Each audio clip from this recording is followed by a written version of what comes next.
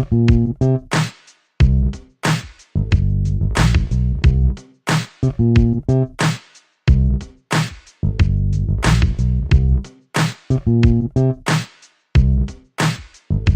up, PPs? Episode 22.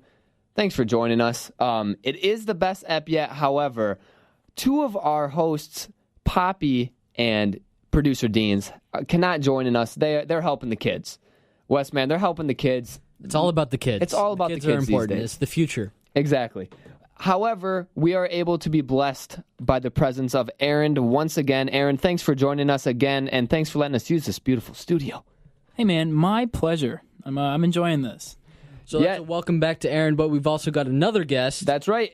We've got another guest. We've got our MLB Insider, guys. This is Ben Kouchnerkavich. Say it with me. That's Kouchnerkavich. Ben is a writer for the Purple Row, which is the Rockies affiliate of SB Nation, and he was recently featured in Sports Illustrated. That is right. Ben, thanks for joining us, big fella. Yeah, thanks for having me.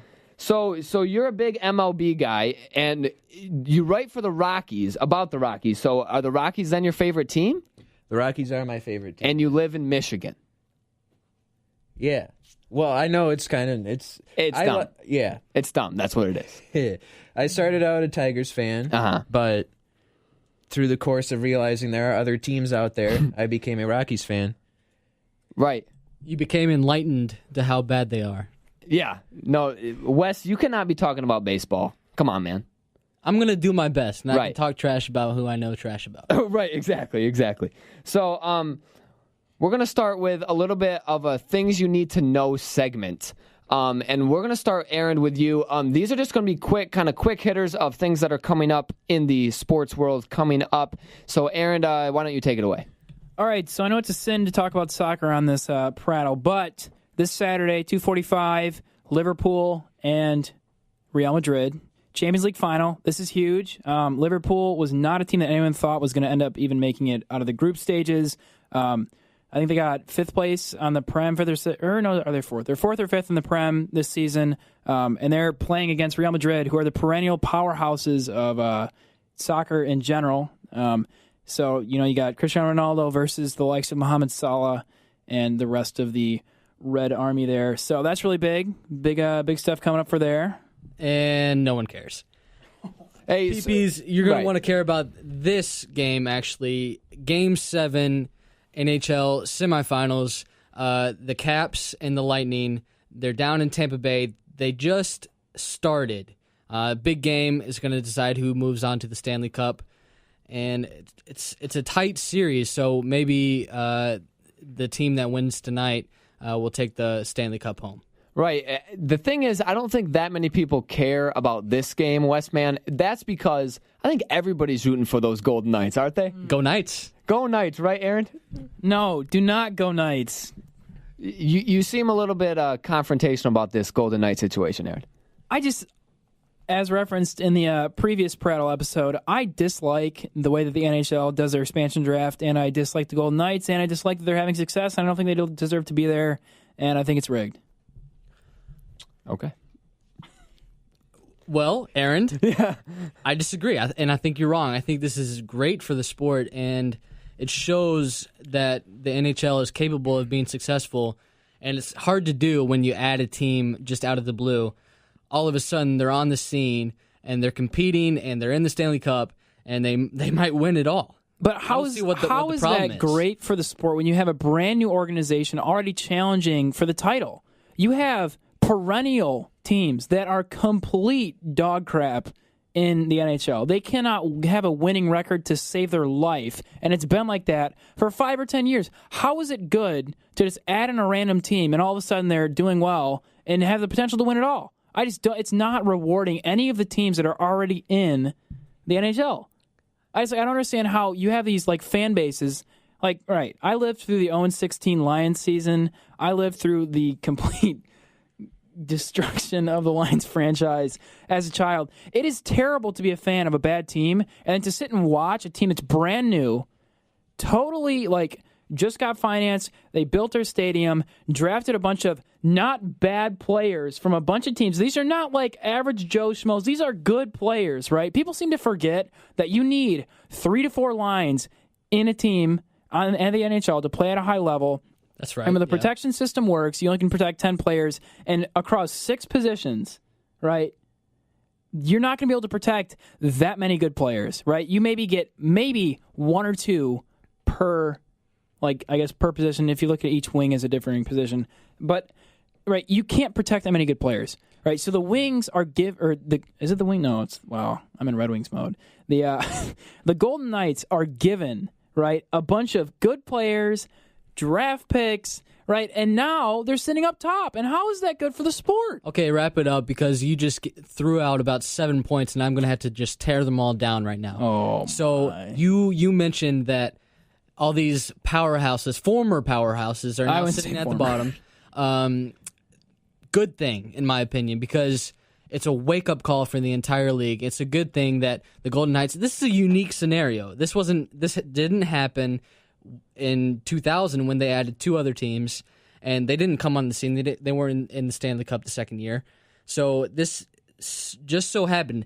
You said they're good players. Yes, sure, they're good players. Obviously, they're in the Stanley Cup, but they were below average players. They weren't starters by any stretch of the imagination. So now that somehow, and it was very unique, they built a culture and it built a team that came onto the scene, and it's a wake-up call for the league to know that a team that's thrown together can make it to the Stanley Cup Finals.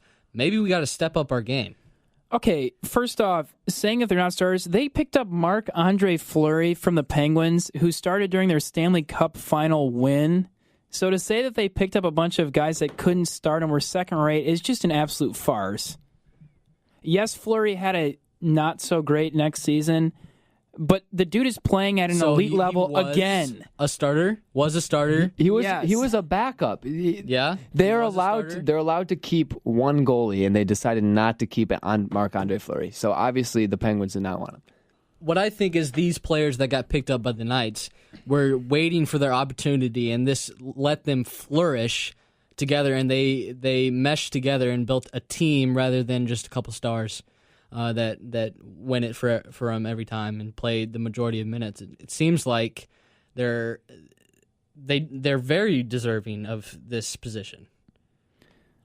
See, I don't think they're deserving, right? So you said perennial powerhouses are now at the bottom. That's good for the sport. What I mean is there's perennial bad teams still stuck at the bottom, right? Yes, the Red Wings broke their streak. Yes, the Red Wings are not great anymore, and they're having to pay the price for having, just bad management practices. But you have teams, right, that can't even throw together a winning season, right? You've got like the Avalanche. You've got the Canucks. You've got people that just haven't been good for a while and are stuck at the bottom, right? And it's not good for the sport to have teams that are always bad. The Cleveland Browns are not good for the NFL. NHL.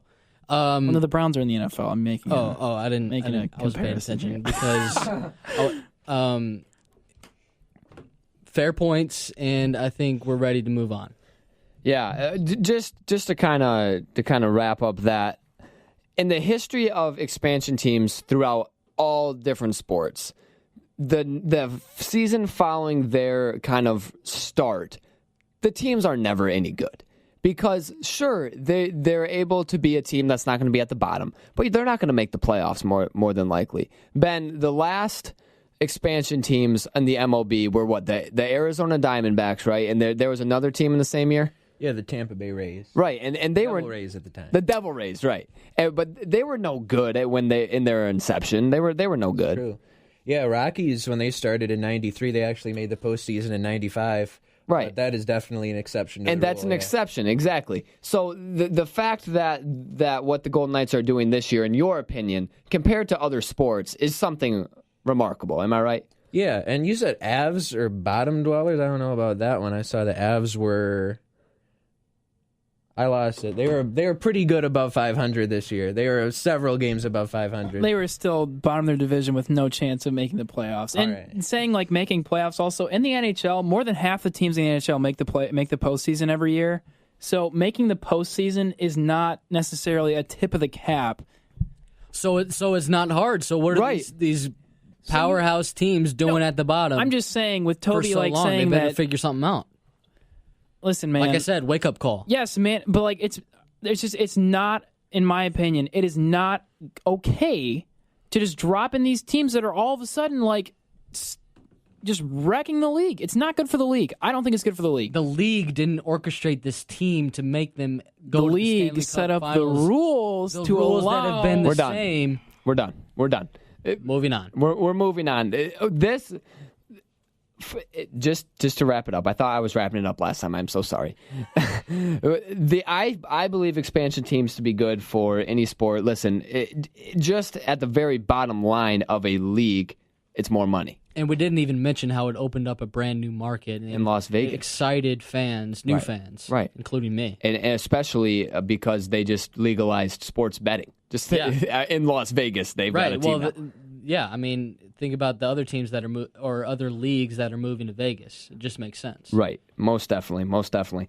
Another thing you need to know, breaking news today was official and unanimous, the owners voting a new national anthem policy. One owner, however, did not vote. Can any of you guys guess which owner that was? Was that the Eagles? It was not. It was the 49ers. Wow. Colin Kaepernick's old team did not decide to vote, but in all the rest of the owners decided that they wanted to have, if you're going to come out of the tunnel as an NFL player or any kind of NFL personnel, you need to stand for the national anthem. However, they are giving people the right and the choice to stay in the locker room or a place like a locker room in the stadium until after the national anthem. Then they can jog out and they can do whatever they want. Ben, I was curious. I was talking to you a little bit about this beforehand. What do you think about the reasoning to have to come up with this policy, that they even have to come up with it in the first place, and then how it's going to be enacted? What do you think about it? I would expect I'm maybe in the minority of the opinion here on how I feel about it. Yeah, I mean, I don't know if it's necessary to have to come up with this because, I mean, I'm a fan of the expression on the field, but I guess I'm a fan of expressing it however you want to, which could include off the field as well. So you think that the players should have the ability on the field to kneel or do whatever they want to, and that should be fine? I personally do, yeah. Okay, yeah, definitely. Anything else? What are you guys thinking around? No, Ben, I agree with you, and it just seems to me like these owners came together and it's collectively bargained. So it's a decision they all concluded upon together that they want to preserve the anthem for some reason, just specifically the anthem, to keep it immune from demonstrations. So I do feel like there should be opportunities for players to have demonstration, maybe propose a certain period before the game, after the game, halftime, whatever, where they can perform these type of things, because you've seen it being beneficial in the NBA, in other leagues. But, I mean, when the owners make this decision, they're allowed to make it because these are their employees' bottom line. And it may suck, but they made it. Yeah, so I've got 2 points, kind of piggybacking off what you said when you mentioned the NBA. Actually, the NBA has had a policy just like this in place for the past 20 years and sent out a memo regarding it and enforcing it as early or as recent as last season. So I think it's an interesting point to bring up is the fact that the NBA, which a lot of people point to as this great place for, athletes to protest and make a mark, has this policy, right?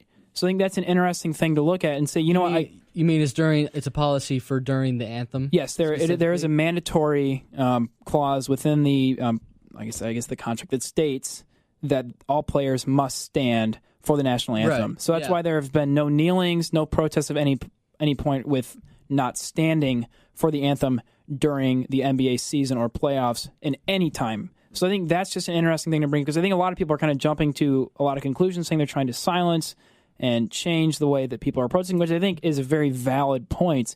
But also, when looking at pro sports, if you're up in arms about this, you should also be up in arms about the NBA, right? Because there should be continuity within people's opinions regarding sports and regarding protesting. And I also want to second what Wesley said and saying this, at the end of the day and the bottom line, it's a business, right? Yeah. These owners own the teams, they pay the players, they are the ones making all the financial decisions and also reaping all the financial benefits. So for them to want to try and streamline a product or to change something they don't like about the way their product is being presented to its audience is totally within their rights. Now, whether or not I agree or disagree with what's happening is a whole nother can of worms. Well, and this does seem like a middle ground that they agreed upon. It seems like it's just a way to make everyone just a little bit happier. Obviously, the left and the right are divided on this subject, but it feels like they're going to bring back more of the fans that said, well, if they're going to do this during the anthem, I'm not going to watch anymore. So I think that this is what that does. As to your point for the continuity across leagues, I think the difference in the rule with the NBA there, I think they have more opportunity before games to express themselves with T-shirts and with other ways they do it on the sidelines during warm-ups and stuff like that. Whereas the NFL has strict rules, even for during warm-ups, what they can wear, even their cleats and armbands and all that. Well, I'll say this. I mean, I think post-game is going to be the place where I think if athletes are going to do what they need to do something right. Cam Newton has made an absolute name for himself for wearing ridiculous outfits after at his post-game pressers with all these weird hats and all these crazy suits. So I think there's plenty of opportunities for players after games at press conferences, outside of the, when they're coming in. There's been so much of this hype building up around the, hype beasting and people wearing super expensive limited edition clothing. But take the perspective of a player. Does it make more sense to reach a larger audience before their game when you're demonstrating like this? I think there's a much larger audience right before kickoff rather than in a post-game presser.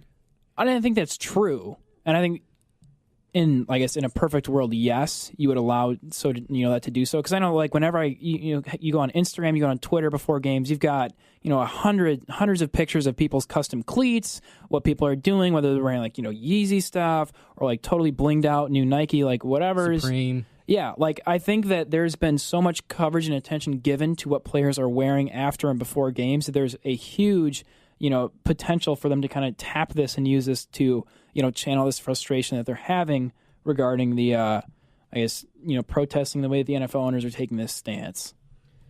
Yeah, I agree mostly in part with all of what you guys are saying. I would like to kind of hit home on the business aspect because Colin Kaepernick is still without a job, and he is the person that started all of this.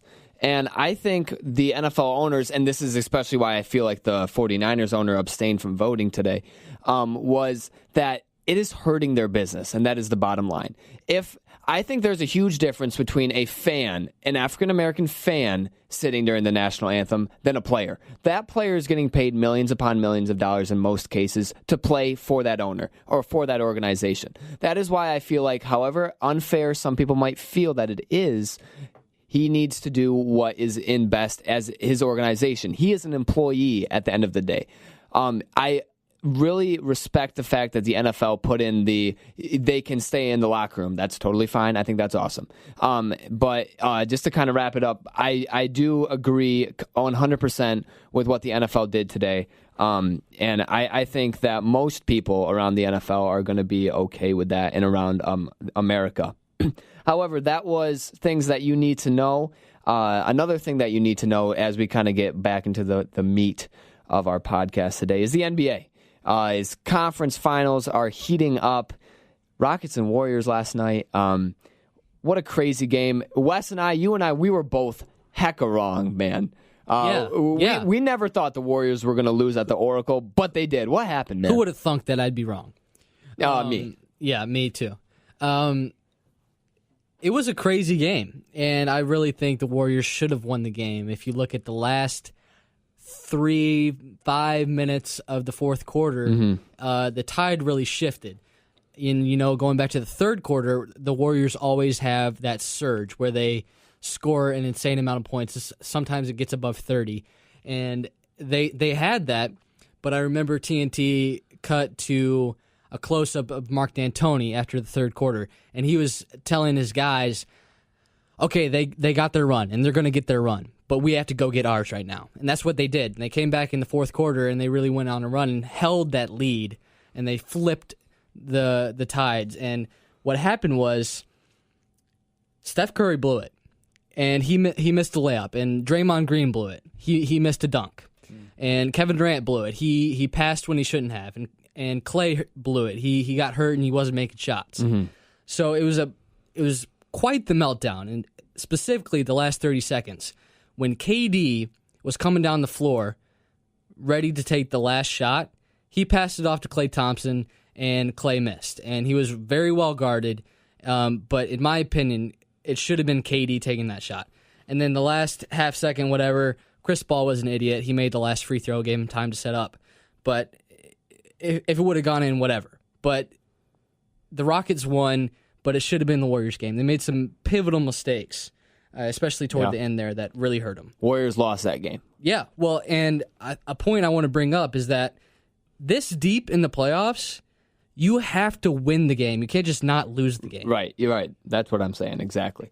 And I think to completely go against what I was talking about, that the bench doesn't matter very much, I was looking earlier at the plus-minus of the game. The plus-minus for Sean Livingston and Nick Young were minus 15 apiece. It was atrocious. And it was because they didn't have a spot to fill Iguodala. Right, exactly. That was huge. It was huge. That was the difference in the game. The fact that Andre didn't play. They somehow, they were able to lock down those top four guys. And when it usually goes, like whenever the coverage is focused on the top four guys, Draymond, KD, Clay, and Steph, right, Iguodala is usually the open guy. Iguodala. And the guy they put there couldn't make shots. Right. Exactly. They started Kevon Looney there. And so that then puts Draymond at the 4, and that's not their team. That is not how that's not how they're going to win. Well, and then they tried Swaggy P. They tried Sean Livingston. And both of them were bad. Terrible. They were bad. Though I do understand when you're saying that Steph Curry lost that game. Steph Curry had a great game. He did. Don't get me wrong. But I want to point out the incredible defense by James Harden. I was stunned. And every time he switched on to Steph Curry, it looked like they were trying to do that. The Warriors were. James Harden stepped up, and like I've never seen before. And this game really solidified why he should be the MVP. I was always LeBron James. He's my MVP every year. But this makes me feel okay. Yeah, James Harden is the most valuable player this year. Do you want to talk about that dunk, Aaron? The beard is back, baby. Like you said, Harden played so good. Like, homie was lights out. So well. Okay. Shot, 42% from the floor last night? Yeah, unreal. And, I mean, you have Kevin Durant, right? He shot, 37% from the field? So you have him making a pretty big statement, shooting well, playing really good defense, and just absolutely solidifying his dominance with that dunk. Like, Houston, they came to play. And I think, like Toby was alluding to, they shocked everyone. They won at the Oracle. They won when the Warriors they battled back, and they held them to an abysmal fourth quarter. Yeah, definitely. Oh, go ahead, Wes. Sorry. Yeah, and more on Harden. He played smart. And the second game, I don't know, the one they lost in Houston, the Rockets lost in Houston, the first game, all the ISO ball, it really exposed the Rockets game.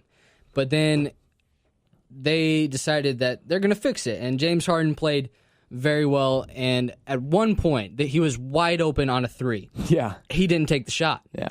It just really shows how in the past 5 games he's matured, and he knows that maybe scoring 45 is not the way we're going to win this game. Yeah, I definitely agree. And we're talking James Harden. The key to the reason why the Rockets won this game was Chris Paul. Chris Paul does not get enough credit on this Rockets team. If he plays well, James Harden is going to get his every night. Yeah. And James Harden, he played smarter, like you said. But CP3, when he's scoring 27 points like he did last night, when he's distributing like he can, playing great defense, he is how the Rockets are going to win the series, though I don't think they're going to win it. Right. And he was tenacious and locked in and laser focused. And they did it. Clint Capella has been atrocious, and they've really been able to block out that and do it anyway. CB3 50% from the field. Toby kind of stole my thunder there. I was going to say the unsung hero of this game was Chris Paul, but they are Chris Paul and James Harden are really stepped up last night, and I think that this can be, for a lot of people, a ray of hope for Houston to maybe shock everyone and take this series. With Pop not here, I feel like I have to kind of fill the shoes of the Rockets fan and say, I am rooting for the Rockets. I hope they can pull this out. I think it'd be an insane turnaround to really see the Warriors, crumble.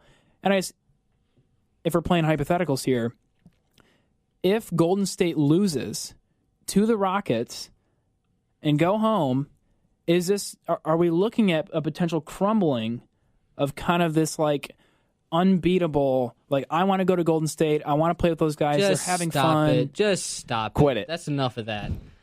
Before we move on, I just want to highlight again the defense by the Rockets. Yeah. We said Steph Curry got his. He had 28, I think. 28. But even he put up a lot of shots and missed a lot of shots. Yep. Most of these shots were the infamous, just stop and pop threes that Steph Curry does.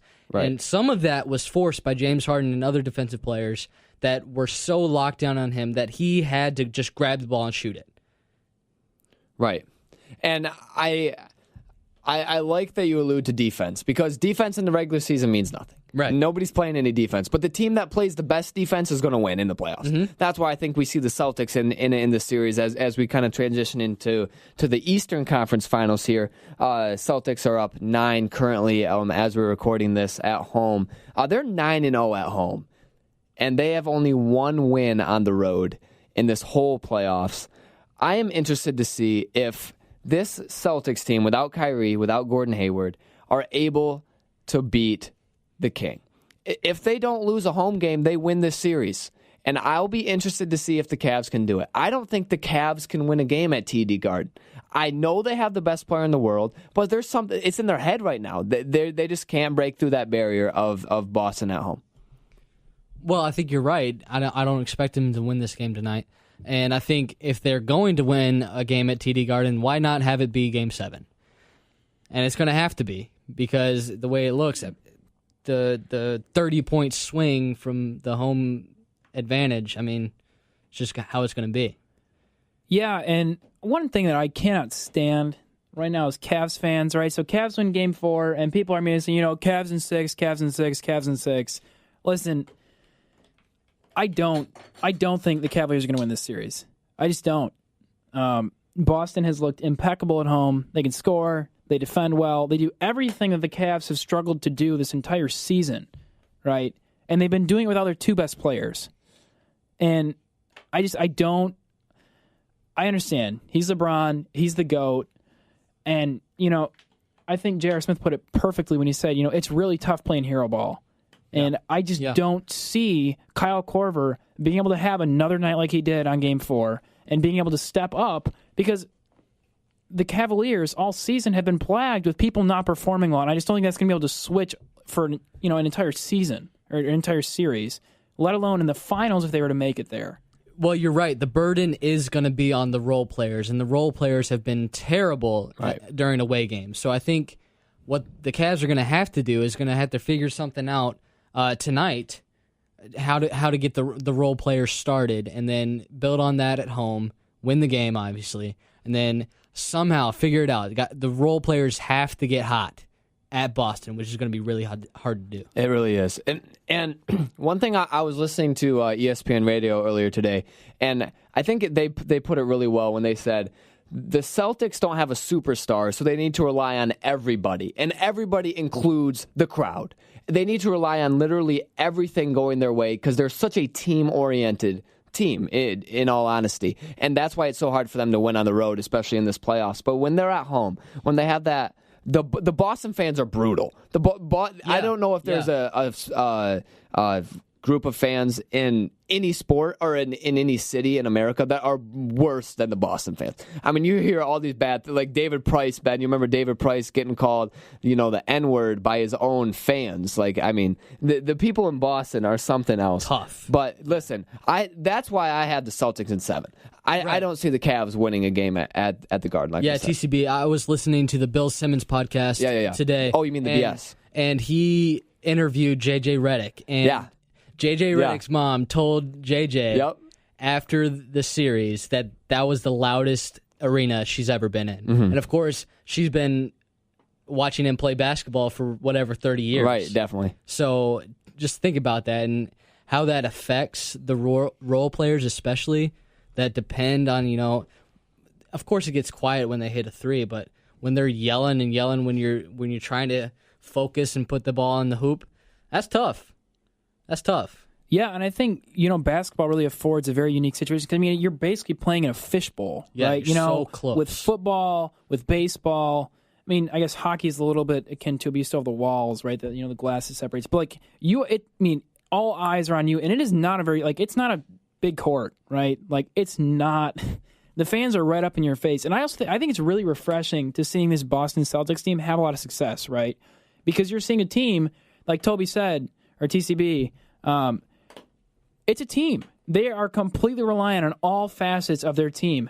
And Brad Stevens has been doing a fantastic job of really building this culture that is so different from this hero ball, this superstar-centered, teams that the NBA has been taken by storm with in the past, 5-10 years.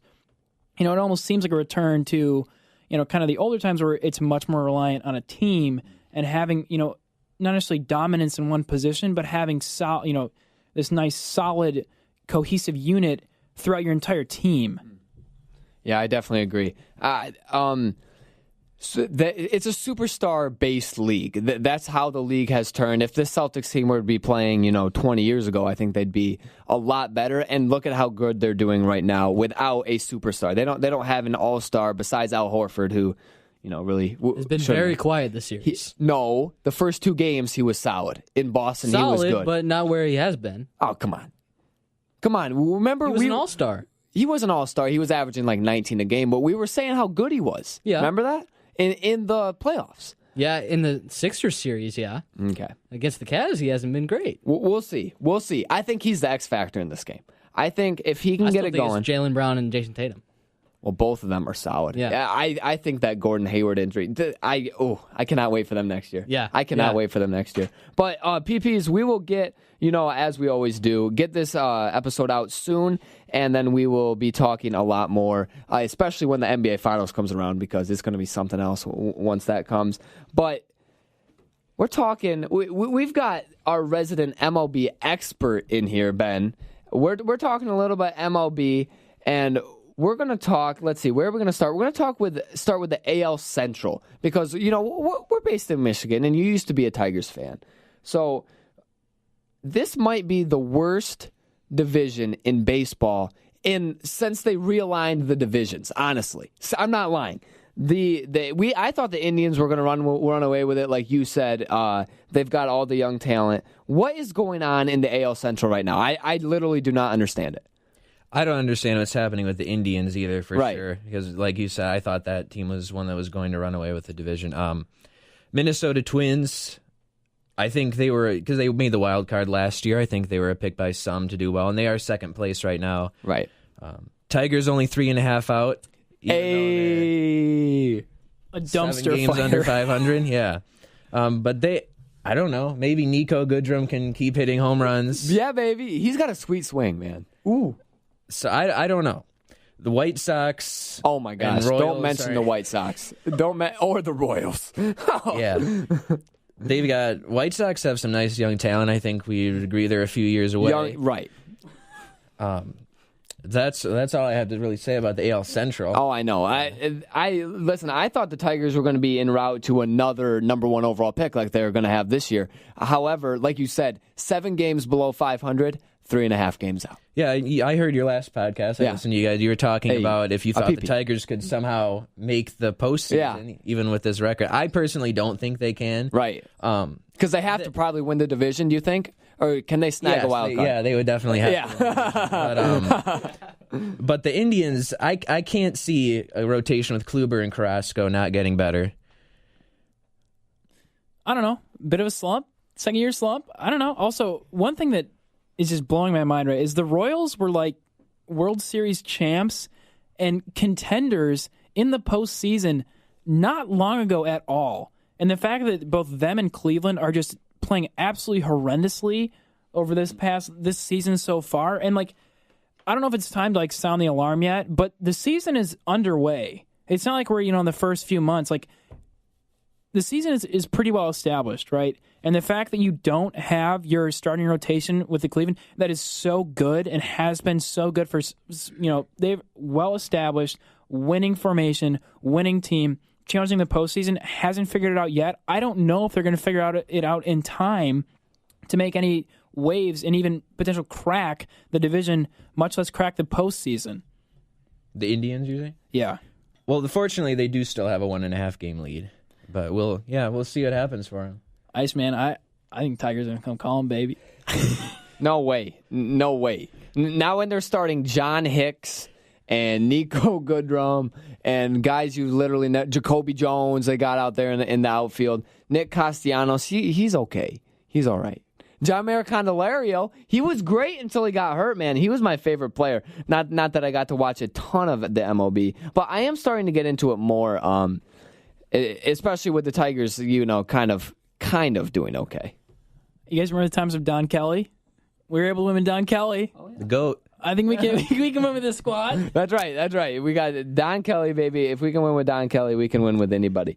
But the AL Central is bad. However, the NL West, the Dodgers are definitely struggling. Ben, this is your hot button with your Rockies. The Dodgers are struggling. Clayton Kershaw still on the DL, right? Yes. Okay. I think that's got to be a lot to do with the Dodgers' struggles. And Corey Seager is out for the year, right? Yeah, Tommy John surgery. Tommy John surgery for a non-pitcher. Yeah. You don't see that very often.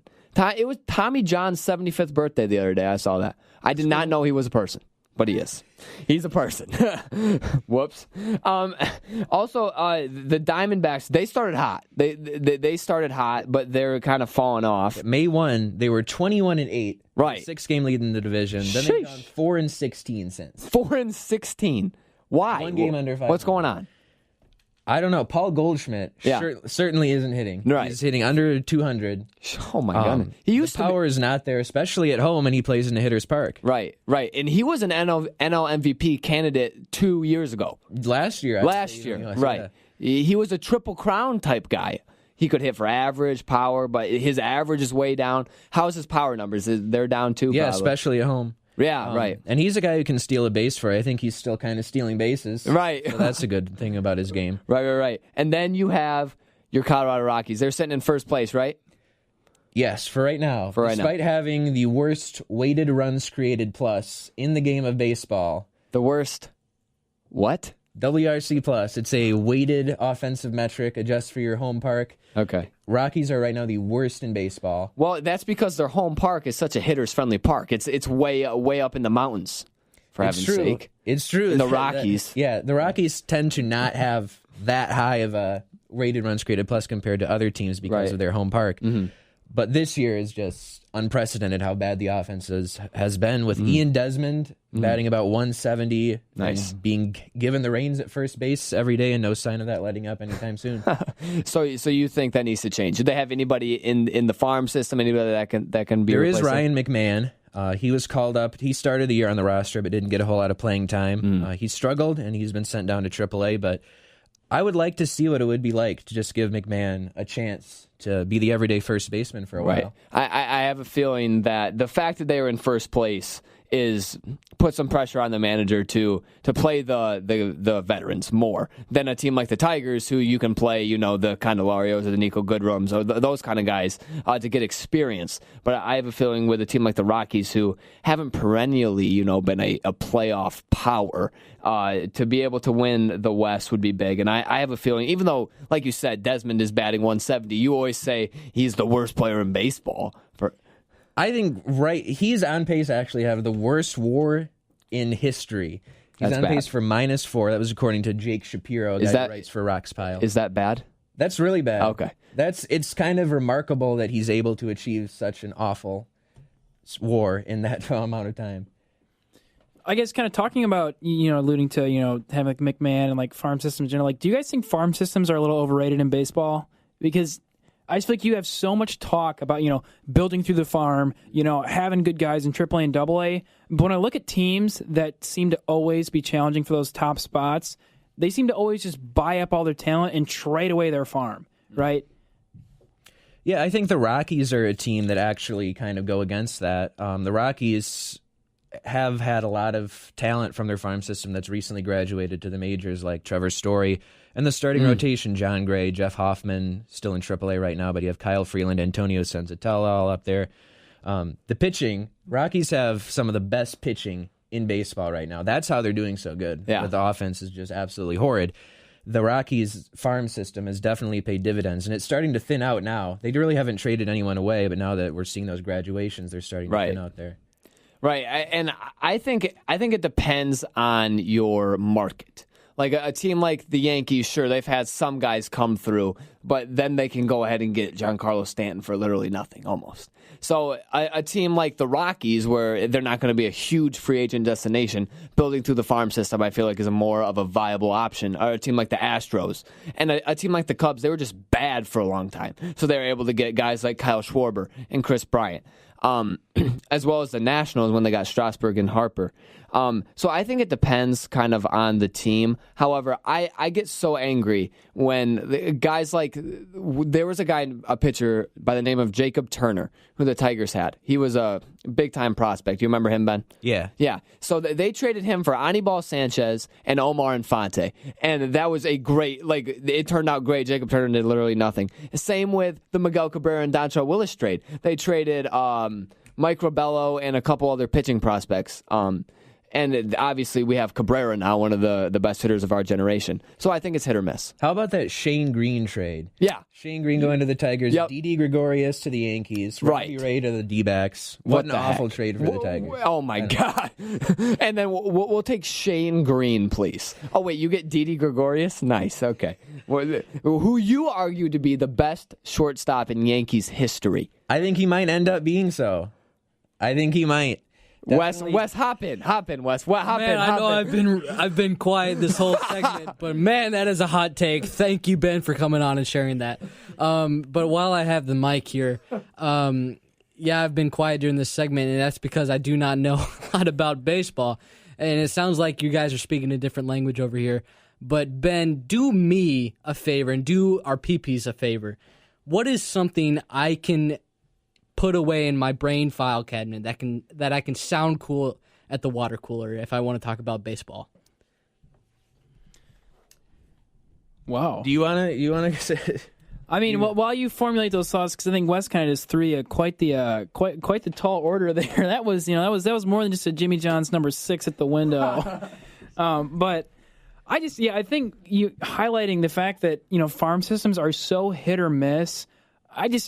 I really cringe when I hear people talk about building through the farm and just get prospects, trade away talent out for build for the future. It seems like building for the future is what a lot of teams have tried to do, and it's only worked out for a handful of teams.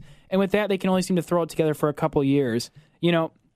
I feel like building up your farm system is a great way to acquire players. I don't know if it's a great way for you to actually build raw talent coming out of it, because as he alluded to, right, the Rockies have one of the best, some of the best pitching in the MLB right now, and it's mainly due to building up through their farm and having people graduate. But I feel like that is an anomaly in baseball, right? it just seems like every time you're checking trade offers, and when you see big name players go places, it's like they're trading. Oh, they've got these really good prospects going here, here, and here, and it seems like they never seem to pan out. And I feel like your farm systems are so hit or miss, and there's just so much in baseball that is like number crunching and a lot of what ifs, and there's really not a lot of concrete for what's going to happen. That people are trying to put all this trust in the farm system because you've seen teams like the Houston Astros have success is kind of jumping the gun, in my opinion. But all right, I don't know. Ben, have you formulated your? I'm still trying to think of an amazing statistic. What about WAR? See, you always talk to me about WAR. So if Wes is at the water cooler at work, right? He's working at Howie's. He's in between deliveries, chatting with the ladies, and they're like, "Hey, I play softball," and then Ben's like, "Well, Ian Desmond has the worst WAR of all time," and they'd be like, "What?" Something like that, right, Ben? Yeah, if you want to know who has the best right now, it's Mookie Betts. So you can tell them that. Mookie Best? Mookie Betts might be the AL MVP, baby. So you better learn his name. Also, can you explain what WAR means and what it is for all of those? Because Wes is saying Mookie Betts has the best WAR. But he doesn't know what that I means. know what WAR is, of course. Yeah, but just for the people that don't know, right? Please explain. Right. Yes. So what's that NBA stat you were talking about? Real plus minus. Okay, it's like that. It's an attempt, and there's 3 different versions of wins above replacement that I like to look at. I don't like to look at one. I like to combine the 3. Fangraphs.com, BaseballReference.com, and Baseball Prospectus all have 3 different versions of it. It's just an attempt to show how valuable a player is compared to a replacement level player. It factors in your base running, offense, and your defense to try to paint a picture of a well-rounded player. I like that. All right, so I'm putting that away. Mookie Betts, who does he play for? The Reds. How do you not know who Mookie Betts is? He's like a young Mike Trout, boy. Like he plays. Mike Trout is still a young Mike Trout. Right. Yeah, that's true. He's got to be 25 right now, something Trout's like that. 26. Oh my goodness. And Betts is 25. Speaking of Red Sox, JD Martinez. Do you know how he's doing? I have not paid attention to that man at all. Ben, you do, but he's got 15 homers right now. I know that. 18th in WAR. 18th in WAR? Okay, and he's an ex-Tiger. And Ben, you were saying Doug Fister pitching for the Rangers. You've got Justin Verlander. I think he's leading the league still in ERA, right? He was last time I checked. It was around 1. You guys see Max Scherzer, too? Fastest pitcher to 100 strikeouts in innings ever with 60. So I think, again, another little stab in the heart about... It's like we see all these, we can put together these great teams. We just can never get it done, and they all leave, and they just absolutely light it up for years to just haunt every single Tigers fan. Like, oh yeah, remember the good old days when we had Fister and Verlander. And one more thing about WAR: 3 pitchers in the top 10 right now. Scherzer, Verlander are 1-2, and then Porcello's at number 9. Ugh. Of course. Wait, who did you say was at number 9? Porcello? Oh my gosh. See, but Porcello, I feel like Porcello is an every other year guy. He'll have a great year and then he'll have a horrible year. But one more thing as we almost wrap up our baseball segment, and I really want to talk about this, and I want to know your guys' opinion. It's the PEDs. We've been hearing a lot about PEDs, especially with this recent Robinson Cano. Obviously, it wasn't a PED; it was more of a drug to cover up his possible usage of PEDs. But a big time debate is if these players should make the Hall of Fame. And Ben, you specifically want to refer to Barry Bonds, I believe, because you believe that Barry Bonds is one of the best players of all time. Is this true? My 1-2, Babe Ruth 1. Right. And Barry Bonds is, I think, the second best player. Okay, so then you think he should be in the Hall of Fame? Yes. Even with the performance-enhancing drugs, yes. Right. Do you think that all the players that have a Hall of Fame resume that took PEDs should then be in the Hall of Fame? Yes. Roger Clemens, I would put on there as well. Right. Okay. What about Mark McGwire? Mark McGwire, I'm not sure Mark McGwire has quite the numbers that those two do, but PEDs notwithstanding, yes, if that's our only criteria here. So, in light of the lift on gambling, thoughts on Pete Rose? Because I think it is an absolute travesty that Pete Rose is not in the Hall of Fame. Just an absolute stud all around the game. Used to be the leader in hits. Pete Rose is a fantastic player, and I feel like there's just so much animosity towards him for something that's pretty. I mean, I understand it's major, but it's the fact that a lot of people are trying to change their tune on PEDs. Why is Pete Rose not in the Hall of Fame? Yeah, I would agree with you on that as well. Hits leader should definitely be in the Hall of Fame because the Hall of Fame, you're telling a story of the history of the game. Right. The history of the game doesn't always the prettiest. We've had gambling scandals. We had the Black Sox. Black Sox, yep. It's not always pretty, but I think you should definitely tell the story of who played the best. Yeah, Ben, what it sounds like to me is the point you're trying to make is these players that we're mentioning, they would have made the Hall without PEDs. Is that how you feel? Bonds definitely would have, yes. Do you think Clemens would have? Because I think Clemens would have too. I think so, yeah. But I don't think a guy like Mark McGwire, because he was just a power hitter during that power era. You know what I'm saying? Yeah, so McGwire... you know what? When I look at his statistics, I think maybe McGwire is a Hall of Fame candidate.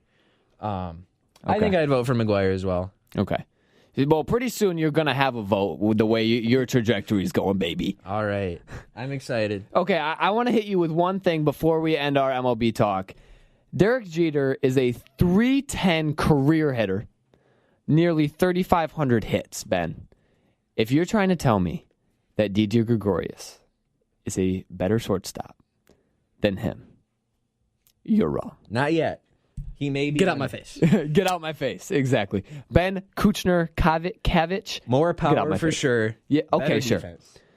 Not better defense in Derek Jeter's prime. You can't go with Derek Jeter's 40-year-old self. Sure. Derek Jeter throughout his entire career has lacked a lot of range. He's made a few fantastic, unbelievable plays. The one to Jorge Posada. Focus on. That one was dirty. Yeah, the home. Yeah, the home plate. The dive into the stands. Those are some fantastic plays. Right.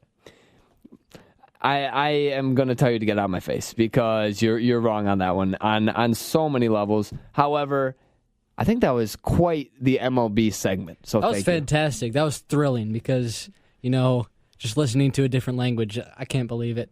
And now I'm going to sound cool at the water cooler, but I think a metaphorical water cooler, so to speak, we have the PP poll. The PP poll is back and returned, and just, again, follow us on Instagram at the Prattle. At the Prattle. And you can find the PP poll there. That's right. Our PP poll, because we have our resident MLB Insider here, is regarding the MLB. And I think it's a very interesting question because, as many people know, the average age of an MLB fan is much older than the average age of the other professional sporting leagues in the United States. And the amount of people watching the MLB is going down compared to the NBA and the NFL significantly. However, our question of the day today was, what could the MLB do to make it more intriguing and get more people into the sport? Ben, we're going to start with your reaction to this, and then I'll share a couple of our PP's reactions as well. All right. Yeah, I guess it must be true based on just this sample here that the oldest... I'm the only one who's 21 here, and I'm the biggest baseball... Right, yeah, there it is. There it is. Facts. But, yeah, I know it doesn't make me happy when I see that the young fans aren't interested in the game that's my favorite sport. There are... Oh, man. I'm trying to think of the different things that could be done because I like baseball the way it is. You're a purist. Yeah, I mean, I like the DH too. Right. So, okay. I mean, I just want to see more baseball. I want to see 9-inning games. Quick question for you: You're a Rockies fan. They're in the NL. Do you want to see them have a DH in the NL over there? Man, and people aren't gonna like what they hear me say. Really? I would like a DH. Yes. Okay. I don't want to see a pitcher get up there and just hit into an out or sacrificing out with hitting a bunt. No, right. Yeah. But it's a different brand of baseball. That's true. Some people like that. I know. Some people like. You don't like that. I would rather see a DH. I'm not gonna like complain about there being a pitcher batting. Okay. Yeah. Okay. So you don't have anything specific, mostly because you love the game so much that you just don't see anything necessary to change it. Yeah, I'm certainly open to things like shortening the season. I think a lot of people are into that. I like 162. How about shortening the game by a couple innings? They're trying to shorten it by time, but I know not innings. Right. I like it 9 innings. Mm-hmm. Yeah, I like it 9 innings. I mean, yeah, it keeps the drama, keeps things. What are your thoughts about a pitch clock, though? Or, eliminating, time as much like time between innings and, the downtime that kind of really eats up a lot of the wasted time that people complain about. Yeah, I'm definitely for that. I know one of my least favorite play in baseball is when the pitcher will just step off the rubber and kind of fake a throw over to first to try to send the runner back. Don't even throw over. That's probably I think that's the biggest waste of time. Yeah. It is. Or you'll have a guy you have Billy Hamilton at first base, and the pitcher will step off 3 times, not even throw the ball. Yeah. I think there should definitely be, when you're doing something, you should have an intention to make a play or make something come of what you're doing instead of just wasting time playing a game of cat and mouse. Yeah. Definitely. Wes, I saw you commented on the Prattle. You said you wanted to speed up the game. You're thinking a little bit of pitch clock, fewer innings, maybe less time between. You want to explain a little bit? That's my issue with the game right now. I think it's the downtime. And the reason I love other sports like football and basketball so much more than, say, the MLB or NASCAR is because there's so much constant back and forth, and you're always going at it. In baseball, for a long, long time, it might just be 3 players together, the pitcher, the catcher, and the hitter, just interacting. But I feel like there needs to be more just constant going at it. It is a chess match, which is part of the beauty of the game, but it's hard to sit through an entire chess match. So I feel like if we get faster, more, I don't know. I don't know the permanent fix right now, but I feel like it does need to get faster. Right. So we had a couple reactions on our Instagram. Remember, it is at The Prattle on Instagram. First, we're going to start with Kellen Voss, who soon will probably come on as a guest in the near future. He says, make all performance-enhancing drugs legal just to see what athletes would look like at the pinnacle of the sport. And Kyle, who has come on the pod a few times, agrees, saying, think Ramirez, Manny Ramirez, Alex Rodriguez, Barry Bonds, Roger Clemens, Sammy Sosa, David Ortiz, Mark McGwire. All these guys are such big names, and they had such big impacts on the sport. Ben, what do you think about that take? All PEDs being legal. I'm not a huge fan of that one. I know it can get to the point where you're not sure who is using them. I think that's definitely the case for even past players. Jeff Bagwell got elected into the Hall of Fame. Right. He's kind of flown under the radar because he never admitted to doing anything, but he was definitely around at that time. I'm personally not a fan of steroids, and I don't think they should be legal. Yeah, I also agree. I mean, we're not trying to make the WWE become a reality in the MLB. There is, athleticism and peak athleticism is so cool to see, and I think it only cheapens the sport when there's people that will shortcut and kind of usurp the hard work that a lot of people put in to try and get their bodies into the best shape they can be. And, using things to aid in that just completely circumvents the process and takes out any and all, actual drive for people to be motivated to try and get themselves in the right spot. If you can just, pop a pill, shoot up, bam, have your blood spun or whatever, and all of a sudden, your weights are, you're going up and all your lifting things, you're able to throw faster, run harder, jump higher, hit the ball farther. There's no actual work being put in. Right, and it is possible that it can make the game worse. I think part of the reason, forgive me, Ben, the game is so boring is because pitchers and defense is already so good that we're not getting the offense that most people want. Right, definitely. Yeah, and home runs have been trending up, and a lot of people think that's a problem because we're seeing a lot of the 3 true outcomes of home runs, strikeouts. I'm okay with more strikeouts if we're seeing more dingers. Really? Personally. Yeah. I see. I'm more of a fan because when I was growing up, obviously I'm only 20, but when I was a kid, when I was really into the MLB, there was guys like Ichiro. There were those kind of guys, and those were my favorite players. The guys that could spray it, hit 360. Maglio Ordonez when he had that great year. So that's what I like to see. So that's why I don't like seeing a bunch of strikeouts and walks. Like a guy like Placido Polanco. The man never struck out, but that's because he choked up about 5 inches on the bat. And do you remember Placido Polanco with his Ben, you remember this with his face mask on in October? I don't know if you remember that. I don't remember that. It was hilarious though. You guys remember Maglio Ordonez? Oh my gosh. I just said that, Aaron. Oh, did you really? I did. Wow. Yeah, I thought he was still talking about Polanco, too. Yeah, I thought you were talking about Polanco. Oh, my bad. Well, I said Maglio before that. Whatever. Maybe I didn't. Who knows? Wes, do you think it's more exciting to watch the games when you see the more home runs? Yeah, I love the home runs, and that's why I watch the home run derby. And that's about it. So, yeah, I'll take home runs, but also strikeouts are boring, so you're going to get both. Right. So you got like a fourth of the time it's exciting, and the other 75% it's not exciting. So you're like, I'm not gonna watch. Right, and my time is worth worth more than that. So and I'm gonna play Fortnite instead. Yeah, Fortnite, whatever. I'm gonna sleep. But then seeing Max Scherzer potentially go out there and strike out 20 guys, that's really exciting too. I personally think that's exciting because pitching for me was the best thing I've done in a sport ever. Like, I loved to pitch because it's just me and the batters, one-on-one, and I loved that aspect of it. Just to get to a couple more of our Prattle poll, QCB, have no idea who that man is. Who? Who knows? He says a DH in the NL. That's kind of why I brought that up.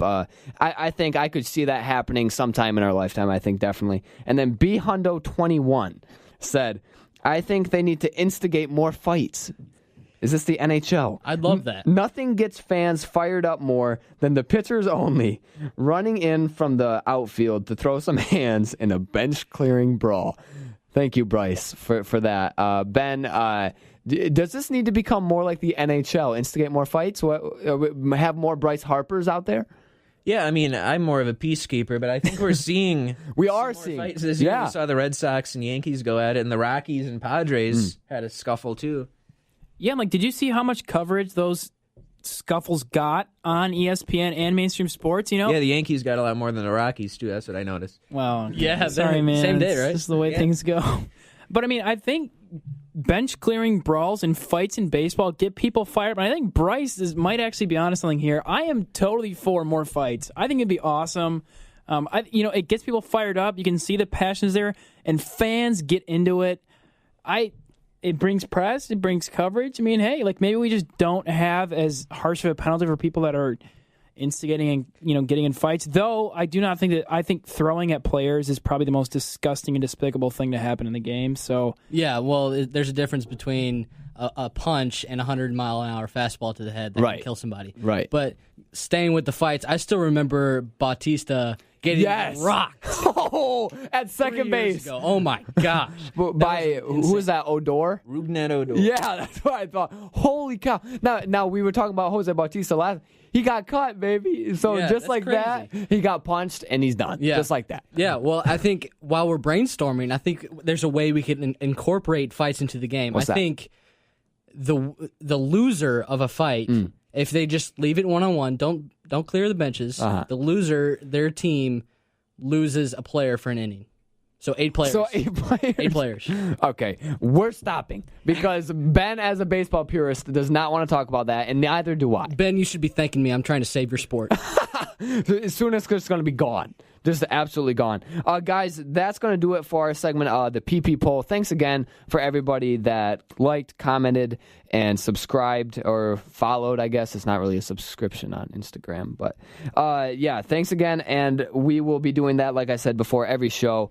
So make sure you use the hashtag PP poll on Instagram. So we are getting to our last segment of the day, and it is our personal favorite segment, if I do say so myself. It's Big 3. Big 3 is baby. back. Big 3 is back. And Wes, man, you get first pick. So why don't you tell the PPs what we're doing today? Yeah, I got first pick, and we're going to do a snake draft just this time. TCB, are you okay with that? What's a snake draft, Wes? Okay, I'm going to go first, and this is Big 3 of summer foods.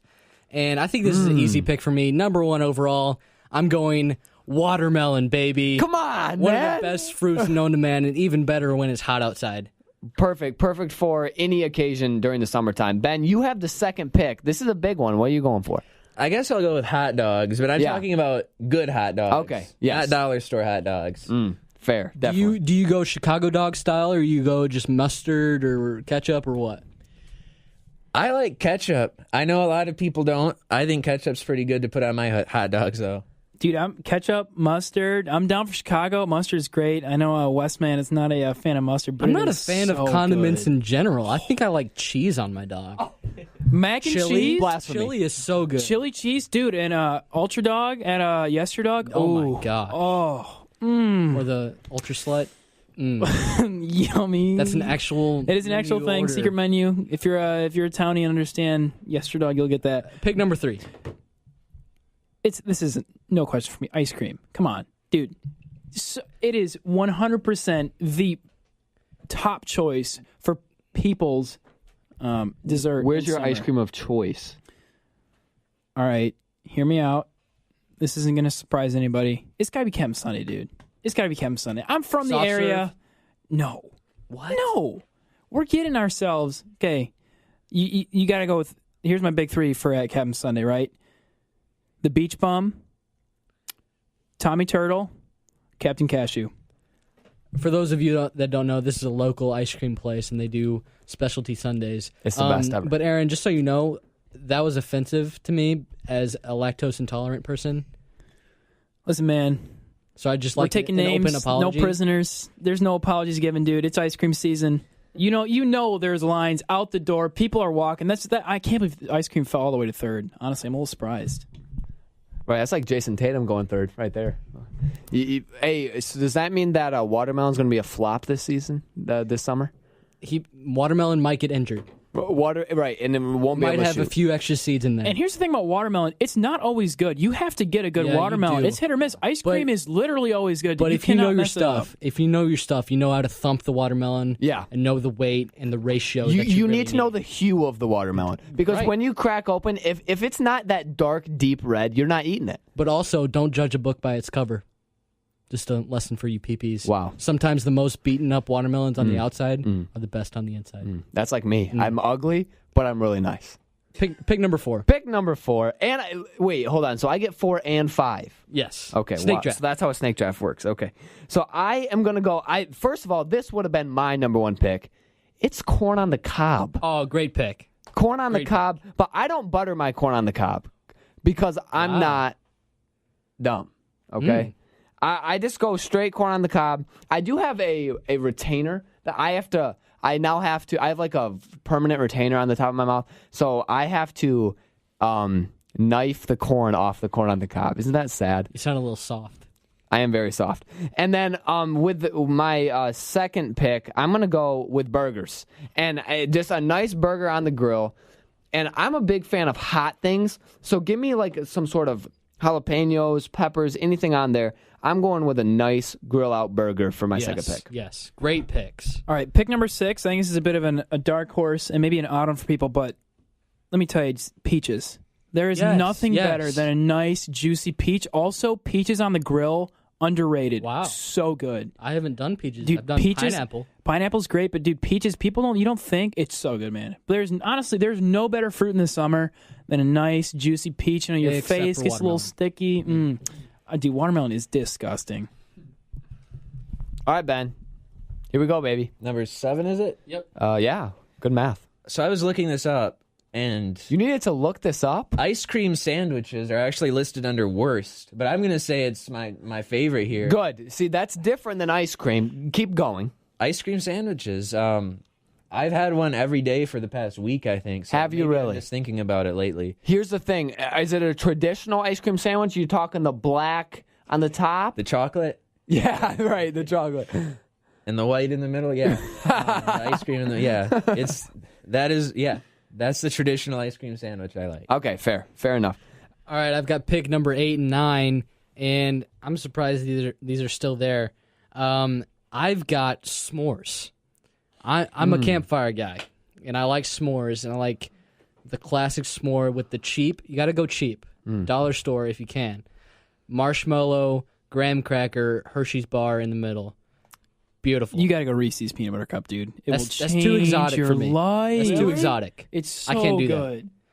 You can't do a Reese's peanut No, butter I got to cup. go classic. Okay. Hey, hit me with, what is it, number 9 now? Number 9, and this is kind of broad, but we've done a couple things on the grill. I think anything on the grill is great in summer, but I really like grilled chicken breast, Okay. specifically the breast. This man is spouting facts. Dude, a little seasoning, a little dry rub. Well, maybe. you can go a lot of Oh, different ways man. with chicken. A lot of different seasonings go well, especially on the grill.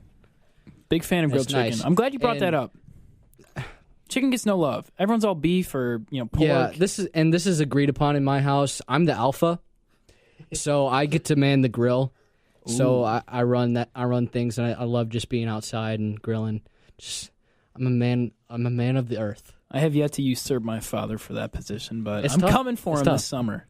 You took Pastor Clint's role as the grill. Wow. Okay. Ben, you have pick 10. This is your last pick. Make this one count. All right. We plugged Captain Sunday as a local business. Yes, we did. Central Park Market, my former employer, we left on good terms. Okay.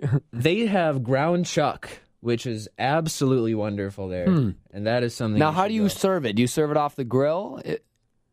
Ground chuck. Yeah. So explain this to me. Put it on the grill. Throw it on the grill and okay. Do you put it on a sandwich? Yeah, just like a burger. Okay. Oh, that sounds good. Okay. Ground chuck. We got a man of exotic tastes over here. All right, so do I have 11 now or do I have 12? 11. All right, pick number 11. This is a little weird.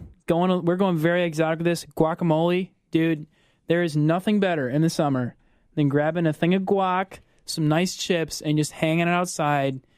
Easy to serve, easy to make. You can spice it up. You can tone it down. A little bit of fresh lime juice. Oh, dude, that's just summer in a nutshell.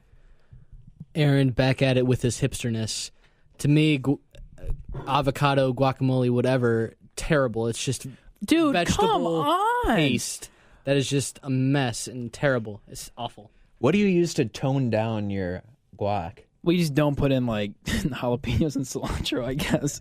I will say this. I've been averaging 2 avocados a week since I got home. Avocados are incredible. They're so good, dude. How about you pack up and move to California with yourself? Wow. All right, man. We cannot escape his hipsterness. I do want to point one thing out about Aaron. After he stated every single one of his picks, he said nothing better than blank in the summer. So I want to know what actually is the best one. Which one actually is the best? He said, a nice ice cream. Dude, there's nothing better than a nice ice cream. Oh, a peach, nothing better than a nice peach. Maybe they're all at level playing fields. Everything's the same. So this is what I want to say. I don't know if you guys have siblings, but I'm going to go to the classic mom and dad. They are all my favorite, and they are all the best. Listen, on my team, I'm drafting players that I think are all the utmost and highest caliber. And so when I'm looking at my top 3, they are all my number 1. I would take any one of those at number 1. So I think, I think it all goes with your mood, right? If you're feeling sweet, get some ice cream. If you're feeling savory, a little bit better for you, grab some guac. If you're feeling fresh, grab yourself a nice peach.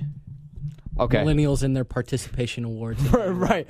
I want somebody to win, but no. You got to be PC. Whatever. Listen, I have the 12th and final selection of our Big 3 Summer Foods Draft. And I got to shout out my Grandma Custer here because as a child, we would always go blueberry picking with my cousins and I.